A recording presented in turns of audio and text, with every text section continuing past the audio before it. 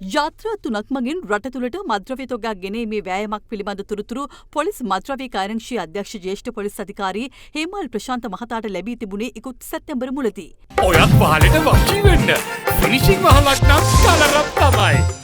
ඒ අනුව පොලිස්පතිවරයාගේ ඍජු අධීක්ෂණය යටතේ නාවික හමුදාව සහ පොලිස් මද්‍රව්‍ය නාශක කාර්යාංශය දින 32ක් පුරා දෙවුන්දර සහ තංගල්ල මුහුදු තීරයේ සෝදිසි මෙහෙයුම් සිදු කළා. අදාළ යාත්‍රාවල පිරිස් සම්බන්ධ කරගත්තත් ඔවුන් ඒ පිළිබඳ නිශ්චිත තොරතුරක් ලබා දී තිබුණේ නැහැ. යාත්‍රා පවතින ස්ථානය හඳුනා ගැනීම සඳහා එහි සවි කර තිබූ VMS පද්ධතියට ඔවුන් ක්‍රියා විරහිත කර තිබුණා.